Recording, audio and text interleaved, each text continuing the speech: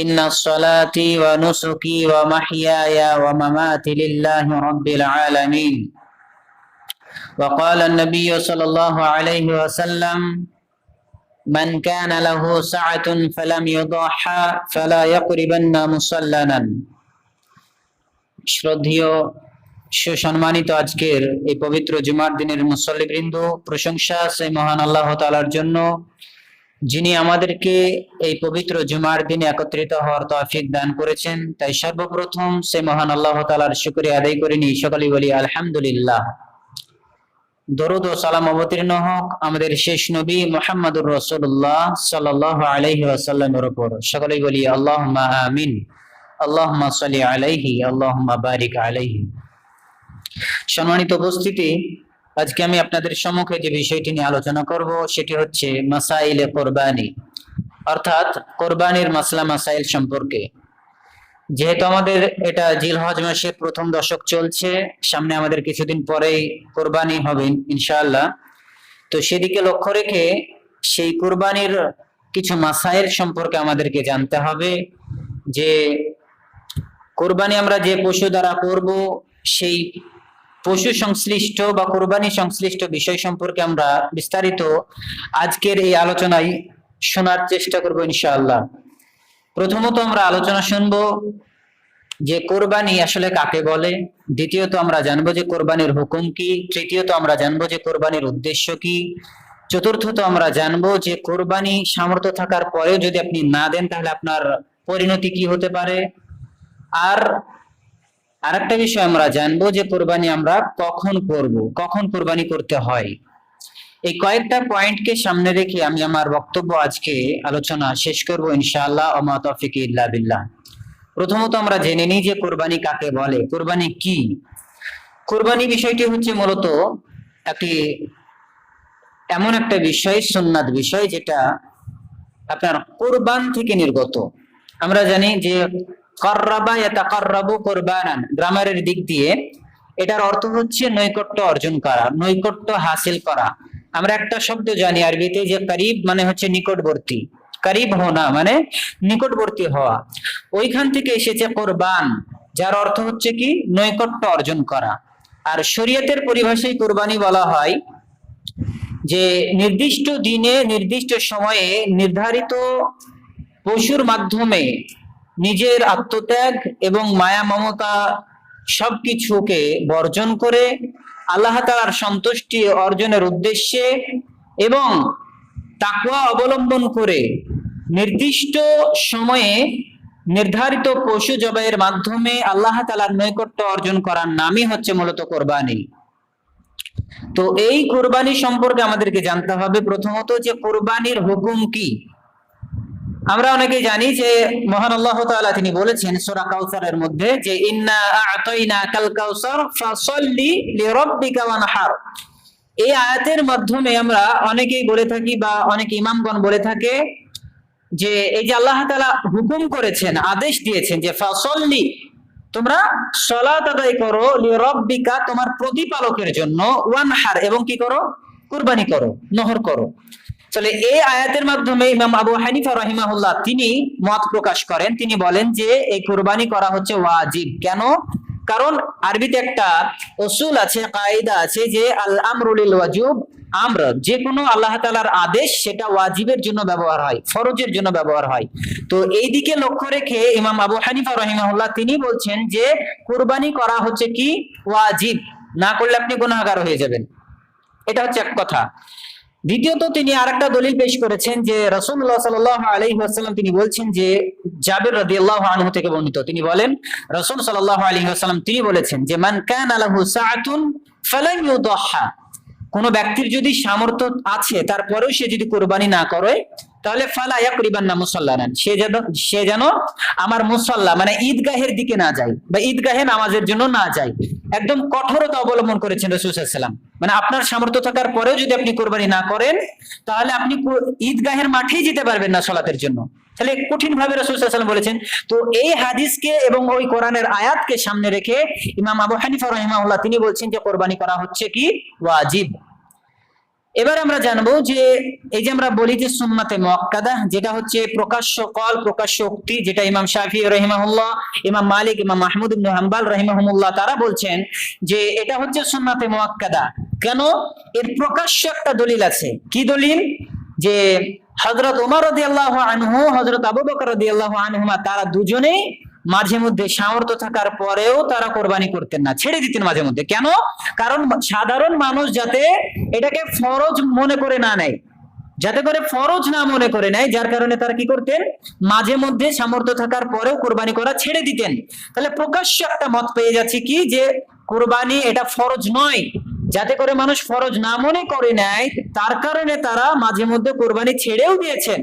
মানে প্রকাশ্য এটা মত যে কোরবানি হচ্ছে একটা সুন্নাতে মুআক্কাদা, গুরুত্বপূর্ণ একটা সুন্নাতে আমল।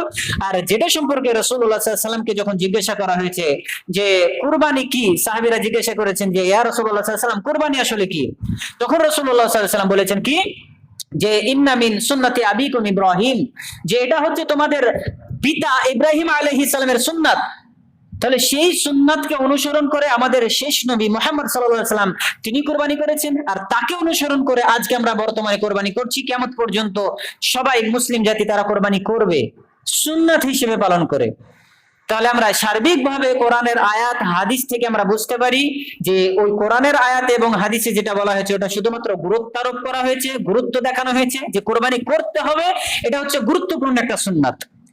আর এই সমস্ত সার্বিক হাদিস এবং কোরআনের আয়াত থেকে আমরা বুঝতে পারি যে কোরবানি করা হচ্ছে, এটার হুকুম হচ্ছে সুন্নাতে মুআক্কাদা, গুরুত্বপূর্ণ একটা সুন্নাত। সম্মানিত উপস্থিতি, এবার আমরা জানবো যে এই কোরবানির উদ্দেশ্য কি। আমরা যে কোরবানি করব, পশু জবাই করার মাধ্যমে আমরা যে কোরবানি করি, তাহলে এই কোরবানির উদ্দেশ্যটা কেমন হবে? একটা কথা প্রথমত আমরা জেনে রাখবো যে কোরবানি শুধুমাত্র পশু জবাই করার নাম নয়।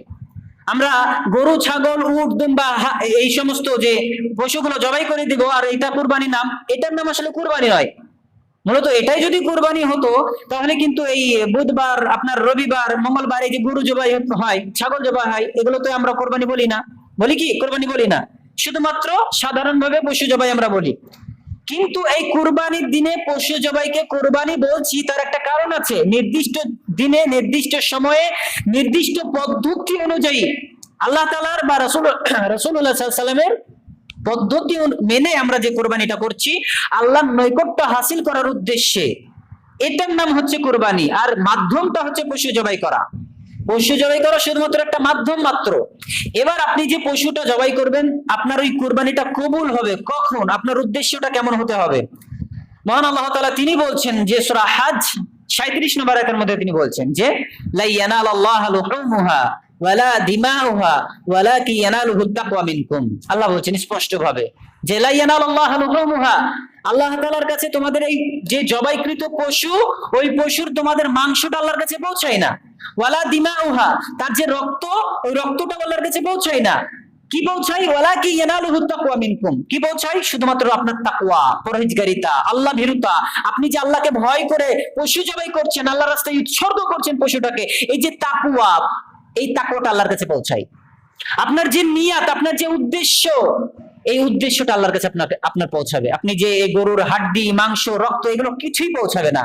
তাহলে আপনি যদি মনে করেন যে আপনি হৃষ্টপিষ্ট গরু কিনে নিয়ে এসেছেন আর আল্লাহ রাস্তায় উৎসর্গ করছেন, মানে ভাবছেন রক্তগুলো সব আল্লাহ নিয়ে নেবেন নাকি, মাংসগুলো আল্লাহ নিয়ে দেবেন, এমনটা না।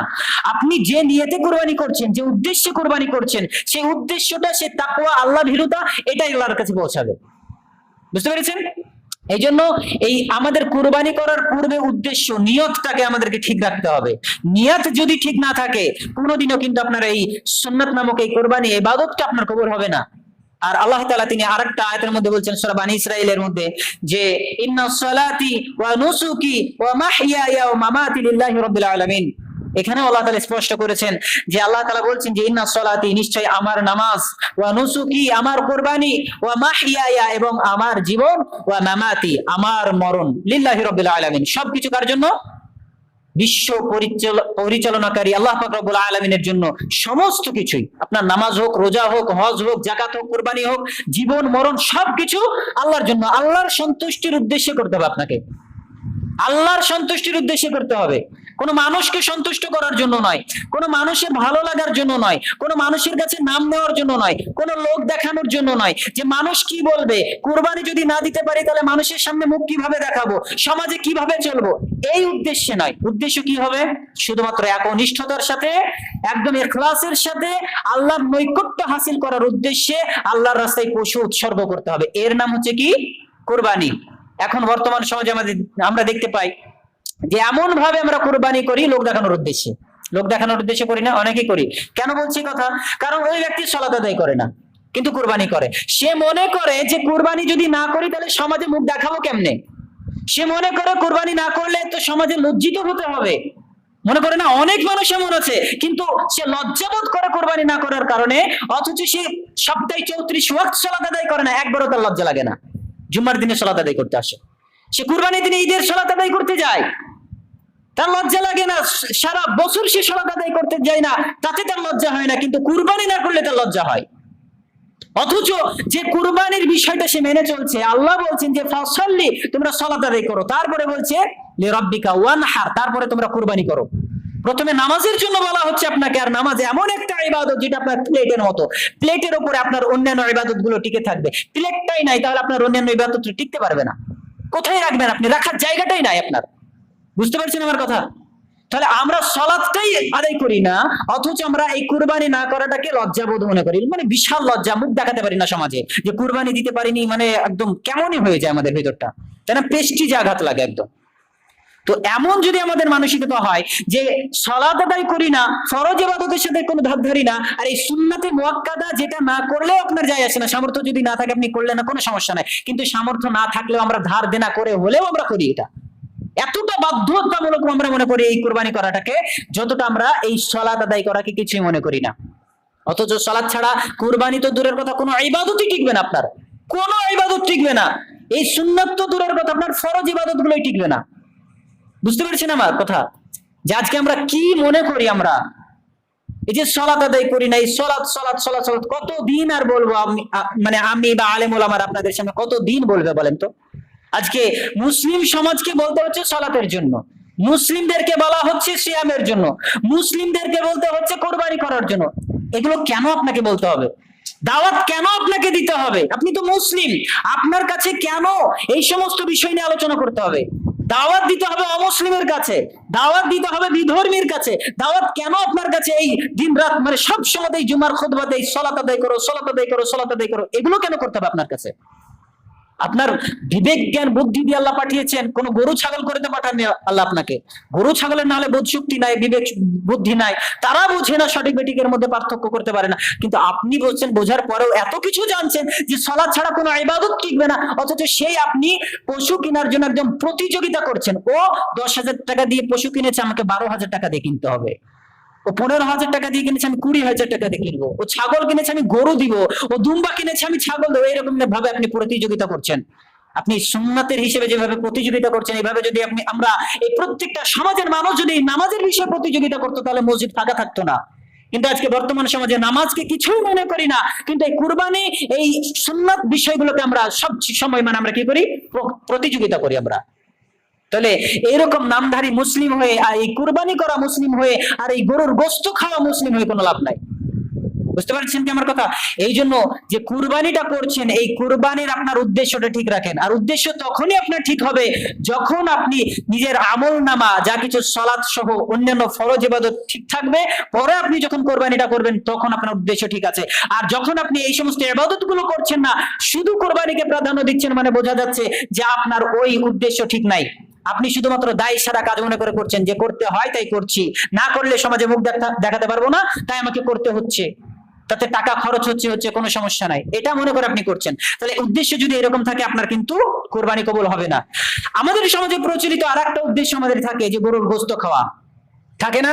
গরুর গোশত খাওয়া বা এই যে পশু জবাই করার ওই গোশত খাওয়া, মাংস খাওয়া, এটার উদ্দেশ্য আমাদের।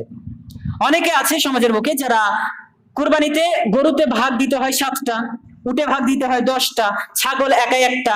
অনেকে ভাবে এটা যে ছাগল যখন তাকে দিতে বলা হয় তখন বলে যে ছাগল দিব না। কেন? কারণ তার ছাগলের মাংস খেতে ভালো লাগে না। গন্ধ করে, গ্যাস করে, যার কারণে সে ছাগল দিতে চায় না। সবার কথা বলছি না, কিছু মানুষ এমন আছে, তাদের কথাটা বলছি। তো তারা ছাগল দিতে চায় না কুরবানিতে, কেন? কারণ গন্ধ করে মাংস। তার পরিবর্তে গরু দিচ্ছে, কেন? কারণ গরুর মাংসটা ভালো লাগে। অথচ আপনি হাদিস কোরআন যদি ব্যাখ্যা বিশ্লেষণ সহ সবকিছু আপনি যদি তাহাকে পড়েন, বুঝতে পারবেন আপনার নিজের তরফ থেকে, নিজের পরিবারের তরফ থেকে স্বয়ং একটা ছাগল আল্লাহর রাস্তায় উৎসর্গ করা, কোরবানি করা, এটাই হচ্ছে উত্তম। এটাই হচ্ছে উত্তম। আপনি ভাগে দিতে পারবেন, এটা সমস্যা নাই, জায়েজ পদ্ধতি, ঠিক আছে, আমি বলবো না যে এটা হারাম।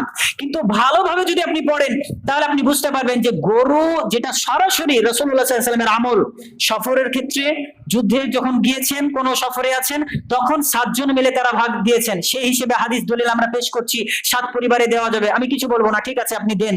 কিন্তু রাসূলুল্লাহ সাল্লাল্লাহু আলাইহি ওয়াসাল্লাম এবং সাহাবায়ে কেরাম সহ তারা প্রতি মুকিম অবস্থায় বাড়িতে স্থায়ী যখনই ছিলেন, কোন হাদিসে এমন নাই যেখানে তারা একজন সাহাবী, মানে 7 জন সাহাবী একটা গরুতে, 10 জন সাহাবী একটা উটে, বা রাসূলুল্লাহ সাল্লাল্লাহু আলাইহি ওয়াসাল্লাম কয়েকটা সাহাবীদেরকে নিয়ে একটা গরুতে ভাগ দিয়েছেন, এমন কোনো প্রমাণ নাই। আমি বলবো না যেটা হারাম, কারণ প্রমাণ আছে এক পর্যায়ে, ঠিক আছে, ওই হিসেবে আপনি দলিল নেন, আপনি করেন। কিন্তু আপনার জন্য উত্তম হচ্ছে কোনটা? যে একাই একটা পরিবারের তরফ থেকে একটা ছাগল, একটা দুম্বা, ভেড়া, এগুলো আপনি আল্লাহর রাস্তায় কুরবানি করে দেন, এটা আপনার জন্য উত্তম। এটা আল্লাহ রাসূলের একদম সরাসরি সুন্নতি আমল। আর আপনি যে গরুতে 7 ভাগে কোরবানি করবেন, একটা উটে 10 ভাগে কোরবানি করবেন, এটা হচ্ছে জায়েজ পদ্ধতি, ঠিক আছে, আপনি করেন, নেকি পেয়ে যাবেন। আমি বলবো না যেটা পাবেন না নাকি আপনার হারাম হবে, এটা বলবো না, ঠিক আছে, কিন্তু একাই চেষ্টা করবেন। তো এই যে যারা আমরা প্রচলিত, আমরা মনে করি যে ছাগলের গোশত খেতে ভালো লাগে না, তাই আমরা গরু দিচ্ছি, তার উদ্দেশ্যতে ঘাটতি আছে, মানে তার উদ্দেশ্য ঠিক নাই, মানে তার ওই মাংস খাওয়ার উদ্দেশ্য যদি থাকে, তাহলে তার কোরবানি কবুল হবে না। আবার যারা এরকম সমাজে মানুষ থাকে যে গরুতে একটা ভাগ দিলে হবে না, 2টা ভাগ দিতে হবে, কেন? কারণ একটা ভাগ দিলে মাংস কয়েকদিন যাবে, দিয়ে শেষ হয়ে যাবে, 2টা ভাগ দিলে 1 মাস ধরে খেতে পারবো। এই যে খাওয়ার উদ্দেশ্যে কোরবানি দিচ্ছে, উদ্দেশ্য নিয়তটা যদি এরকম থাকে, তাহলে তার কোরবানি কখনো কবুল হবে না। এই জন্যই বলছি, কোরবানির নিয়ত, উদ্দেশ্যটাকে ঠিক রাখতে হবে, আমাদের তাকওয়াটাকে ঠিক রাখতে হবে, যে আল্লাহর সন্তুষ্টির উদ্দেশ্যে, আল্লাহর বিধানকে পালন করার অর্থে আমরা কোরবানি করছি, যাতে করে আল্লাহর নৈকট্য অর্জন করা যায়। এই উদ্দেশ্যে আপনি কোরবানি করেন। কেন আপনি এত টাকা খরচ করে আপনি কোরবানি করছেন? আপনার উদ্দেশ্যতে কেন ঘাটতি থাকবে আপনার? এই জন্য আমরা যখনই যে পশুই কোরবানি করি না কেন, আমাদের উদ্দেশ্য, নিয়তটাকে ঠিক করার চেষ্টা করবো ইনশাআল্লাহ। এবারে আমরা জানবো যে কোরবানি আপনি কখন করবেন।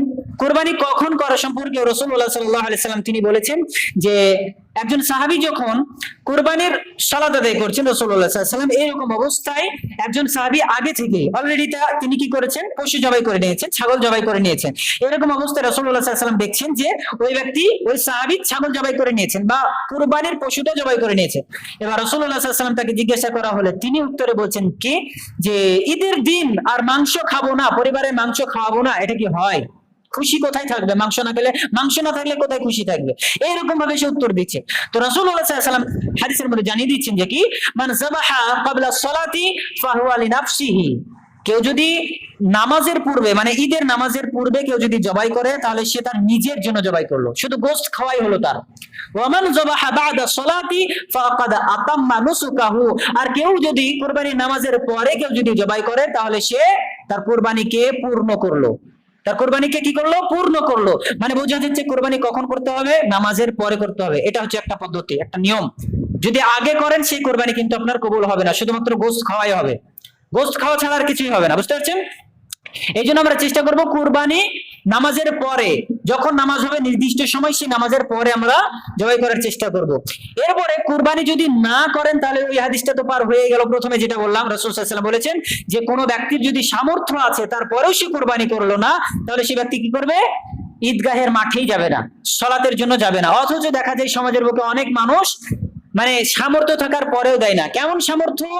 সারা বছর ভালো মন্দ খাচ্ছে, সারা বছর ঠিকঠাক সচ্ছল অবস্থায় চলছে, ঠিক কোরবানির সময় আসছে, বলছে আমি অসহায়, আমার কাছে টাকা নাই, এবার ভাগ দিতে পারবো না, এবার কোরবানি করতে পারবো না, এরকম ভাবে সে অসহায় করে, মানে অসহায়ত্ব দেখিয়ে সে কোরবানি করছে না। তো এইরকম ভাবে নয়, মানে কুরবানি আপনার সামর্থ্য থাকার পরেও আপনি কুরবানি করছেন না। এই যে আপনার একটা বছর সময় থাকছে, আপনাকে কে বলেছে যে 1 সপ্তাহ আগে পশু কিনে আপনাকে কোরবানির দিন জবাই করতে হবে? আপনার একটা বছর সময় থাকছে, কি করছেন আপনি? সারাটা বছর তো আপনার ভালোই সুখ স্বাচ্ছন্দ্যে কাটছে সময়টা, আপনি সেই সময় আপনি একবারও ভাবনা চিন্তা করলেন না যে আপনার সামনে কোরবানি আসছে, কোরবানি কি পশু দিব? একবারও ভাবনা চিন্তা করলেন না। ঠিক কুরবানি আসছে তার এক সপ্তাহ আগে আপনার মানে হতভম্ব হয়ে গেছেন যে কি করব কি করব কি করব।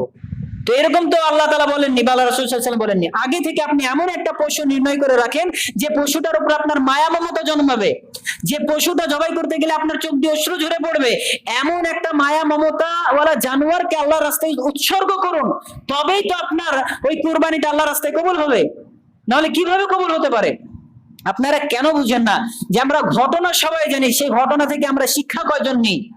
ইব্রাহিম আলাইহিস সালাম, ইসমাঈল আলাইহিস সালামের ঘটনা আমরা সবাই জানি, কিন্তু সেই ঘটনা থেকে শিক্ষা কি আছে আপনার জন্য?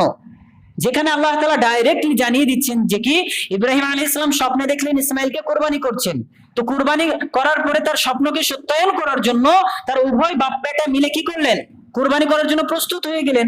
আল্লাহ তাআলা বলছেন এই সূরা সফফাতের 102 থেকে 108 নম্বর আয়াতের মধ্যে ঘটনা উল্লেখ করে বলেছেন যে ফালাম্মা বালাগা মাআহু সাইয়া। এই আয়াত থেকে নিয়ে আল্লাহ তাআলা বলছেন মাঝখানে যে আয়াতটা, ইব্রাহিম আলাইহিস সালাম যখন ইসমাঈল আলাইহিস সালামকে কুরবানি করতে গেলেন, তখন ইব্রাহিম আলাইহিস সালাম এবং ইসমাঈল আলাইহিস সালাম প্রস্তুত কুরবানি করার জন্য। এরকম অবস্থায় কি করছেন? আল্লাহ তাআলা বলছেন ওয়ানাদাইনাহু আইয়া ইব্রাহিম, যে ইব্রাহিমকে ডাক দিলেন যে ইব্রাহিম থামো থামো থামো থামো, তোমাকে আর কুরবানি করতে হবে না। ফাসাদদাকতা রুইয়া, তুমি তোমার স্বপ্নকে সত্য করেছো, তোমাকে আর কুরবানি করতে হবে না। মানে এই অবস্থায় প্রথমত বিষয় হচ্ছে যে আল্লাহ ইসমাঈল আলাইহিস সালামকে কেন কুরবানি করার জন্য বললেন কথা, আর দ্বিতীয়ত আল্লাহ তাআলা কুরবানি করার জন্য যখন বললেন তখন তিনি কেন নিষেধ করলেন, কেন নিষেধ করলেন, আর পরবর্তীতে কেন ফাদাইনাহু বিযিবিন আযীম, তিনি জান্নাতি দুম্বা কেন পাঠালেন? এগুলো প্রশ্ন জাগে না আমাদের অন্তরে? শিক্ষা কি অর্জন করি আমরা ঘটনার মাধ্যমে? আল্লাহ বলছেন যে ফাকসুসিল কাসাস লাআল্লাহুম ইয়াতাফাক্কারুন, যে তোমরা ঘটনা বর্ণনা করো যাতে করে মানুষ চিন্তা ভাবনা করতে পারে, যাতে করে মানুষ চিন্তাশীল হতে পারে, যে ওই কিসসা কাহিনী এইভাবে বর্ণনা করো। আজকে প্রচলিত আমাদের কিসসা কাহিনী মানে ইউসুফ জুলেখার ঘটনা, আর কিসসা কাহিনী মানে ওই বিলকিস রানীর ঘটনা। কিসসা কাহিনী এই মানে হেলাই খেলায় কাটিয়ে দিলে হবে না। যে কিসসা বা কাহিনী ঘটনা শোনানো হবে, ওই ঘটনা থেকে আপনি কি শিক্ষা পেলেন, আপনি বাস্তবায়ন কিভাবে করতে পারবেন, সেটাও আপনাকে অর্জন করতে হবে তা থেকে। আমরা তো সেগুলো করি না। তো এই ঘটনা থেকে প্রাথমিক আমাদের শিক্ষা একটাই, যে আপনার ওই যে ইসমাঈল আলাইহিস সালামকে কুরবানি করার জন্য বলেছিলেন, যে ইসমাঈল আলাইহিস সালামকে 83 বছর পরে চেয়ে চেয়ে চেয়ে চেয়ে রব্বি হাবলি মিনাস সালিহিন, রব্বি হাবলি মিনাস সালিহিন, এত দোয়া করার পরে ইব্রাহিম আলাইহিস সালামকে আল্লাহ তাআলা 83 বছর পরে ওই সন্তানটাকে দিয়েছিলেন। দেওয়ার পরে আল্লাহ আবার বলছেন যে কি ওই সন্তানকে তুমি জবাই করো। যখন সে যৌবন উপনীত হয়েছে এই অবস্থায় বলছে কি যে তুমি ওই সন্তানকে জবাই করো। কেন বললেন? কারণ ওই সন্তানের উপরে সবচাইতে মায়া মমতা বেশি। তাহলে বোঝা যাচ্ছে যে কোরবানি করার একটা বিষয় কি, যে আপনার পশুর উপরে মায়া মমতা থাকতে হবে। এখন তো যদিও ওই সন্তান জবাই করার মাধ্যমে কোরবানি নয়, আপনারা কেন ভাবেন না বিষয়টা, যে ওই অবস্থায় ওই পরিস্থিতিতে আল্লাহ যদি একটা পশু জবাইয়ের মাধ্যমে কোরবানি না করিয়ে যদি একটা সন্তান জবাইয়ের মাধ্যমে যদি কোরবানি করাতেন, বিষয়টা যদি এমন হতো যে পশু জবাই না করে সন্তানকে জবাই করে যদি কোরবানি দেওয়ার বিষয়টা হতো, তাহলে এই দুনিয়াতে আমরা থাকতাম? কেউ আমরা বেঁচে থাকতাম এখন? মানে প্রত্যেকটা বাবা যদি তার সন্তানকে কোরবানি করতে হবে, বিষয়টা যদি এমন থাকতো, আল্লাহ ওই অবস্থায় যদি ইব্রাহিম আলাইহিস সালামকে নিষেধ না করতেন, তিনি যদি তাকে জবাই করে দিতেন, আর ওই পদ্ধতিটা যদি আল্লাহ তাআলা কার্যকরী করে দিতেন, যে প্রত্যেকটা বাবা তার সন্তানকে কোরবানি করার মাধ্যমে, জবাই করার মাধ্যমে আল্লাহর নৈকট্য হাসিল করবে, বিষয়টা যদি এমন থাকতো, আমরা থাকতাম পৃথিবীতে? কেউ কিন্তু বেঁচে থাকতাম না। প্রত্যেকটা পরবর্তী প্রজন্মও কিন্তু বেঁচে থাকতো না। প্রত্যেকটা বাবা তার সন্তানকে জবাই করে আল্লাহর রাস্তায় উৎসর্গ করে দিত। ভাবতে পারছেন? আল্লাহ ওই অবস্থায় তাকে নিষেধ করেছেন ইব্রাহিম আলাইহিস সালামকে। ওই অবস্থায় তিনি কি করলেন? একটা জান্নাতি দুম্বা পাঠিয়ে দিলেন, তারপরে তাকে কোরবানি করা হয়েছিল। তাহলে এই শিক্ষাগুলো আমাদের মধ্যে কোথায়? আমরা কেন অর্জন করতে চাই না এই সমস্ত শিক্ষাগুলো? আমাদের এই পশুর প্রতি কোনো মায়া মমতাই থাকে না।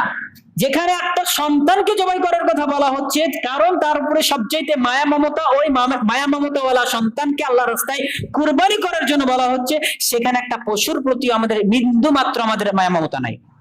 আজকে দেখা যাচ্ছে বৃহস্পতিবার কোরবানি, মঙ্গলবার হাটে গিয়ে আমরা গরু বা পশু কিনে নিয়ে এসে কোরবানি করে দিচ্ছি। ভাবেন আপনার এই কুরবানি কিভাবে আল্লাহর রাস্তায় কবুল হতে পারে? আমি বলবো না যে একবারই কবুল হবে না, এই কথা বলবো না। তবে আপনার একটা গ্রহণযোগ্যের একটা বিষয় হচ্ছে, পদ্ধতি হচ্ছে, আপনার সেই পশুটার উপরে মায়া মমতা লাগবে। মায়া মমতা ছাড়া আপনি মানে এমনি জবাই করে দিলেন, কোনো উদ্দেশ্যই নাই, এমনি জবাই করে দিলেন, তারপরে মাংস খেয়ে নিলেন, এভাবে 1 মাস খাওয়ার পরে আপনি নাম এটা চলছে কি যে এটা কোরবানির গোশত খাচ্ছি, কি কোরবানির গোশত, এই মানে নামটাই কোরবানির মাংস, কিন্তু উদ্দেশ্যটা এটা কি আল্লাহর কাছে কবুল হয়েছে? আপনি কেন বুঝতে পারছেন না যে ওই যে পদ্ধতিটা, যে আদম আলাইহিস সালামের সময় যে পদ্ধতিটা, কবুল করার পদ্ধতিটা, ওইটা যদি এখন বর্তমান থাকতো, বর্তমান সমাজে যদি ওই পদ্ধতিটা থাকতো, কবুল হওয়ার পদ্ধতিটা, যে আসমান থেকে আগুন আসবে, যে একটা কবুল হবে সেটা পুড়িয়ে নিয়ে চলে যাবে, যে একটা কবুল হবে না সেটা পুড়বে না, তাহলে এখন বর্তমানে সেই পদ্ধতিটা যদি থাকতো, প্রত্যেকটা হারামখোর, প্রত্যেকটা সুদখোর, ঘুষখোর, প্রত্যেকটা অবৈধভাবে ইনকামকারী সকলের পর্দা ফাঁস হয়ে যেত। এখন মানে 99% মানুষের কোরবানি কবুল হতো না, মানে আগুনে পুড়তো না। সেই পদ্ধতিটা, সিস্টেমটা যদি এখন বর্তমানে থাকতো, তাই নয় কি? কিন্তু সেই পদ্ধতি এখন নাই, যার কারণে আজকে আমরা ইচ্ছা মতো হারামের টাকাতে, অবৈধ টাকাতে আজকে আমরা যে যার মতো কোরবানি করছি, একদম অবৈধভাবে। কোরবানি করাকে আমরা কিছু মনেই করি না, মানে তাকওয়া কি জিনিস সেটাই তো আমরা বুঝি না। আল্লাহকে ভয় করা, তাকওয়া মানে কি? আল্লাহ ভীতি, আল্লাহকে ভয় করে কোনো কাজ করা, সেই তাকওয়া বিষয়টা তো আমরা বুঝতে পারলাম না আজ পর্যন্ত। তাহলে সেই পশু জবাই করাটা, পশু কেনাটা হালাল না হারাম, এটা আমরা কিভাবে বিবেচনা করব? আসল জিনিসটাই তো আমরা পার্থক্য বুঝতে পারলাম না।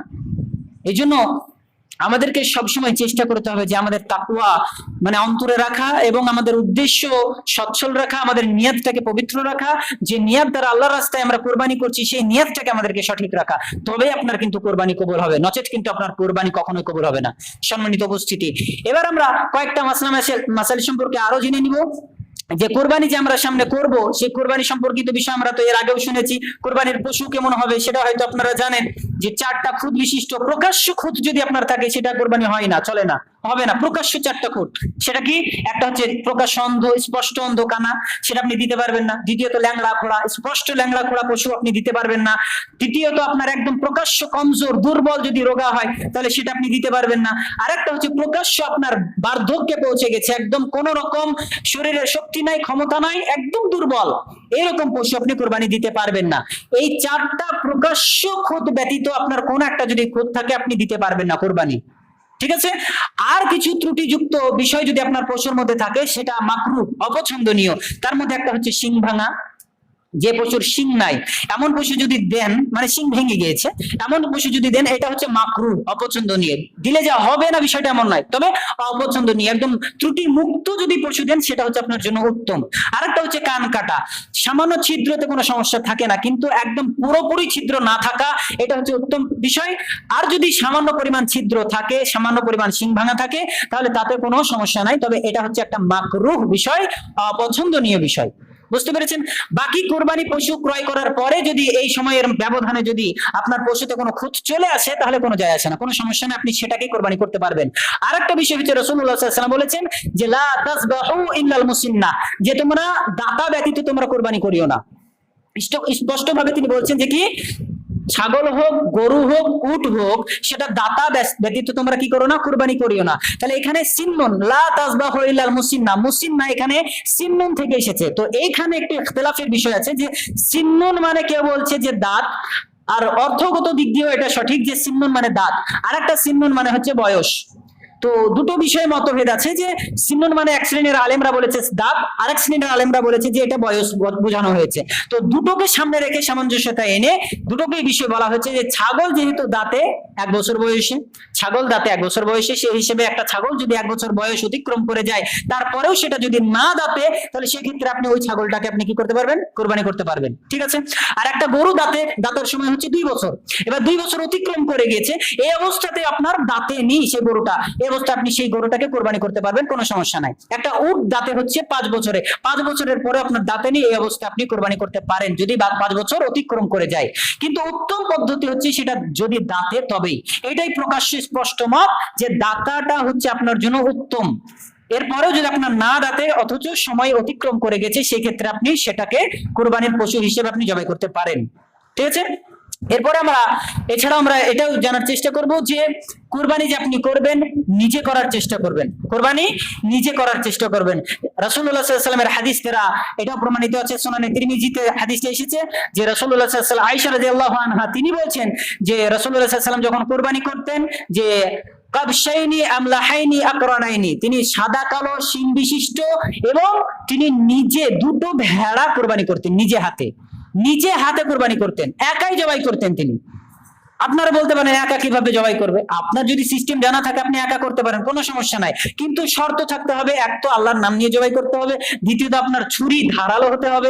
এই যাবতীয় এই প্রাথমিক শর্তগুলো মেনে আপনাকে জবাই করতে হবে। একা করেন আর 5 জন 10 জন মিলে করেন সেটা যায় আসে না। আর একটা কথা মনে রাখতে হবে, যে পশুটা আমরা জবাই করব সেই পশুটা যেন কোনো রকম কষ্ট না পায়, কষ্ট না পায়। কারণ রাসূলুল্লাহ সাল্লাল্লাহু আলাইহি ওয়াসাল্লাম তিনি একদিন রাস্তা দিয়ে যাচ্ছিলেন কুরবানির দিনেই, এরকম অবস্থায় দেখতে পাচ্ছেন যে একজন সাহাবী সে কি করছে, একটা পশুকে বেঁধে রেখেছে, বেঁধে রাখার পরে ছুরি ধার দিচ্ছে, ছুরি ধার দিচ্ছে। এবার রাসূল সাল্লাল্লাহু আলাইহি ওয়াসাল্লাম রেগে গেলেন, রেগে যাওয়ার পরে বলছেন যে ওই সাহাবীকে বলছেন যে তুমি কি এই পশুটাকে বারবার মারতে চাও নাকি, বারবার মারতে চাও তুমি এই পশুটাকে? মানে কেমন কথাটা বলেন, যে বেঁধে দিয়ে একবার কষ্ট দিচ্ছে, আবার তার সামনে আবার ছুরি ধার দিচ্ছে, তাহলে সেই পশুটা কষ্ট পাচ্ছে, সে বুঝতে পারছে যে আমাকে জবাই করার জন্য মানে ধার দেওয়া হচ্ছে। তাহলে রাসূল সাল্লাল্লাহু আলাইহি ওয়াসাল্লাম পর্যায়ে বলছেন কি, যে তুমি বারবার ওই পশুটাকে মারতে চাও, ধমক দিয়ে কথা বলেন। মানে বোঝা যাচ্ছে আগে থেকে আপনাকে ধার দিয়ে প্রস্তুত করে রাখতে হবে, যে অস্ত্র দিয়ে বা ছুরি দিয়ে জবাই করবেন সেটা আগে থেকে প্রস্তুত করে রাখবেন, ঠিক আছে? তো এই মাসলা মাসাইল বেসিক্যালি যা কিছু আছে আমরা জানার চেষ্টা করব। এছাড়াও আমরা যে পশুটা জবাই করব সেই পশুটার প্রতি আমাদেরকে দয়াশীল হতে হবে। কেমন? রাসূলুল্লাহ সাল্লাল্লাহু আলাইহি ওয়াসাল্লাম বলেছেন যে ইজা কতালতুম ফাহসিনুল কিতলাতা, যখন তোমরা কাউকে কতল করবা, হত্যা করবা, তখন তাকে বিনয়ের সাথে আর উত্তম ভাবে তাকে হত্যা করো, ইহসানের সাথে হত্যা করো। ওয়া ইজা যাবাহতুম ফাহসিনু যাবহাতা, এবং তুমি যখন কোনো পশুকে জবাই করবা তখন তুমি তাকে ইহসানের সাথে জবাই করো, ইহসান করো তার উপরে। ইহসান মানে দয়া করা। তাহলে হত্যা করার সময়তেও দয়া করা, হত্যা করা মানে যাকে তাকে অন্যায়ভাবে হত্যা করা নয়, হত্যা করা মানে বিবাহিত নারী পুরুষ জিনা করেছে তাকে হত্যা করতে হবে কিভাবে? ইহসানের সাথে। কিসাসান, কেউ কাউকে হত্যা করেছে তাকে হত্যা করতে হবে, আপনি তাকে ইহসানের সাথে হত্যা করেন। এরকম ভাবে একটা পশুকে যখন আপনি জবাই করবেন তখন তার প্রতিও ইহসান করতে হবে আপনাকে, কষ্ট দিয়ে নয়। আর কষ্ট দেওয়ার একটা অন্যতম আমাদের পদ্ধতি আমরা যেটা অবলম্বন করি সেটা হচ্ছে গরুর জান না যাওয়ার মানে আগে আগে আমরা কি করি, ওই যে গরুর ট্যাঙের ওই রগ কাটি, ওই জিনিসটা থেকে আমাদেরকে বেঁচে থাকতে হবে। গরুর সম্পূর্ণ জবাই করার পরে আপনার গরুর জানটা চলে যাবে, তারপরে আপনি একদম শান্তশিষ্ট ভাবে তার রগ কাটেন, গরুর চামড়া কাটেন, সবকিছু করেন। কিন্তু জান না যেতেই এই যে আপনি কাটছেন অন্যান্য অঙ্গগুলো, সে কষ্ট পায়। তো এই অবস্থা আপনাকে তার প্রতি কি করতে হবে? ইহসান করতে হবে, এটা রাসূল সাল্লাল্লাহু আলাইহি ওয়াসাল্লাম বলেছেন। এই জন্য আমরা চেষ্টা করব, সকলেই আমরা চেষ্টা করব যে কোরবানির এই সমস্ত যাবতীয় মাসলা মাসাইল জেনে আমল করার চেষ্টা করব ইনশাআল্লাহ। আমরা এছাড়াও কুরবানির এই জিলহজ মাস যেহেতু চলছে, প্রথম দশকের আমরা ফজিলত জানি যে কত বড় মহৎ ফজিলত রয়েছে, এই ফজিলত সম্পর্কে আমরা জানি। বিশেষ করে সামনে যে আরাফা রোজা আসছে, আমরা সেই আরাফা রোজা রাখার চেষ্টা করব, কারণ আরাফা রোজা সম্পর্কে আমরা হয়তো হাদিস শুনেছি, বা আরেকবার আমি স্মরণ করিয়ে দিই আপনাদেরকে। রাসূলুল্লাহ সাল্লাল্লাহু আলাইহি ওয়াসাল্লাম বলেছেন যে রাসূল সাল্লাল্লাহু আলাইহি ওয়াসাল্লাম তিনি বলছেন যে কোন ব্যক্তি যদি সিয়াম ইয়ামে আরাফা, কোন ব্যক্তি যদি আরাফার সিয়াম পালন করে, তাহতাসিবু ইলাল্লাহি আইয়ুকাফিরা সানাতাল্লাতী ক্বাবলাহু ওয়া সানাতাল্লাতী বা'দাহু, কেউ যদি এই আরাফার সিয়াম পালন করে তাহলে আমি ধারণা করি বা আমি মনে করি যে ওই ব্যক্তির পূর্ববর্তী 1 বছরের গুনাহ আর পরবর্তী 1 বছরের গুনাহ, আগের 1 বছরের গুনাহ, পরের 1 বছরের গুনাহ, 2 বছরের গুনাহ maaf হয়ে যাবে। সুবহানাল্লাহ, ফজিলতটা বুঝতে পারছেন? একটা মাত্র রোজা যার অফার হিসেবে, ফজিলত হিসেবে আপনি পেয়ে যাচ্ছেন আগের 1 বছরের গুনাহ maaf, পরের 1 বছরের গুনাহ maaf, যে গুনাহ আপনি এখনো করেননি সেই গুনাহ আপনার জন্য maaf হয়ে যাবে শুধুমাত্র একটা রোজার বিনিময়ে। তাহলে আমরা ইনশাআল্লাহ সকলে চেষ্টা করবো ইনশাআল্লাহ। এই জন্য আমরা এটাও চেষ্টা করবো যে এই আরাফার দিনের যে ফজিলত, আল্লাহ এই 365 দিনের মধ্যে একটা দিন মাত্র দিনের বেলাতে প্রথম আসমানে নেমেছেন আল্লাহ তাআলা, দিনের বেলাতে। অন্যান্য দিনের ব্যাপারে আমরা জানি যে রাসূল সাল্লাল্লাহু আলাইহি ওয়াসাল্লাম বলেছেন যে ইউনাজ্জালু রাব্বুনা ইলা সামাইদ দুনিয়া কুল্লা লাইলাতিন হিনা তাতলুআল ফাজর, যে আল্লাহ তাআলা প্রত্যেক রাত্রিতে, রাতের শেষ তৃতীয়াংশে তিনি প্রথম আসমানে নেমে আসেন। কিন্তু এই আরাফার দিনের ব্যাপারে বলা হয়েছে দিনের বেলায় আল্লাহ প্রথম আসমানে নেমে আসেন, দিনের বেলায়। তারপরে আল্লাহ তাআলা ফেরেশতাদেরকে জিজ্ঞাসা করেন যে আরাফার মাঠে যারা হাজিরা হজ করে, হয়তো সিয়াম পালনকারীরা সিয়াম পালন করে, তাদের সম্পর্কে ফেরেশতাদেরকে জিজ্ঞাসা করে যে হে ফেরেশতারা, এরা কি চায় আমার কাছে, কিসের জন্য এত কষ্ট করছে, কিসের জন্য এত ধুলোবালি মেখে এত কষ্ট করছে এরা? তখন ফেরেশতারা তখন বলে আল্লাহ তারা তোমার কাছে অমুক অমুক জিনিসটা চায়, তারা ক্ষমা চায়, তারা অমুক জিনিসটা চায়। তখন আল্লাহ তাআলা বলেন যাও তাদের মনের ইচ্ছা পূরণ করে দাও। এই জন্য বলা হয়, রাসূল সাল্লাল্লাহু আলাইহি ওয়াসাল্লাম বলেছেন যে আরাফার মাঠের দোয়া একদম ডাইরেক্ট কবুল হয়ে যাবে, কোনো পর্দা থাকে না। আরাফার মাঠে দোয়া করলেই কবুল হয়ে যাবে আপনার, বুঝতে পারলেন? এই জন্য ওই আরাফার দিনটাকে কাজে লাগান। আর বেসিক্যালি আপনি কাজে লাগান এই প্রত্যেকটা দিনকে, রোজার এই যে প্রথম দশককে কাজে লাগানোর চেষ্টা করেন, প্রথম দশককে।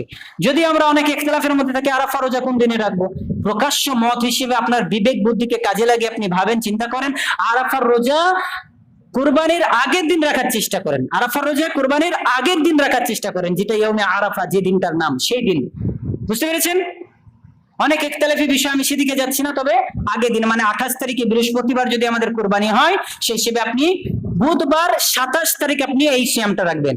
ইনশাল্লাহ আমরা সকলে চেষ্টা করব এই সিয়ামটা পালন করা। আর আমরা ইখতিলাফ, যারা বেশি ইখতিলাফের মধ্যে আছি, তারা চেষ্টা করব তার আগে কয়েকটা রোজা রাখা, মানে এই পূর্ণ 9টা রোজা রাখার আমরা চেষ্টা করবো। 9টা না পারলে 5টা রাখবো, 4টা রাখবো, 3টা রাখবো, কোনো সমস্যা নাই। নফল রোজা আপনার ইচ্ছা মতো আপনি রাখতে পারেন। এই নয় যে 9টাই রাখতে হবে, এই নয় যে 5টা রাখতে হবে, 7টা রাখতে হবে, এমনটা নয়।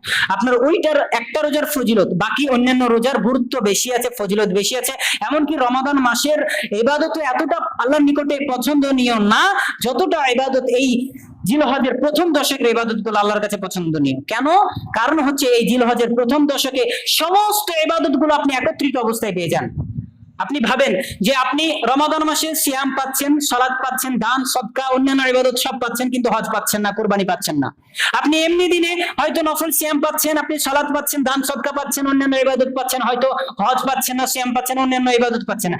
কিন্তু এই জিলহজের প্রথম দশক এমন কয়েকটা দিন, যেদিন আপনার হজ আছে, যেদিন আপনার সালাত আছে, যেদিন আপনার সিয়াম আছে, যেদিন আপনার কুরবানি আছে, দান সদকা আছে, সব ইবাদত গুলো এই 10টা দিনের মধ্যে আছে।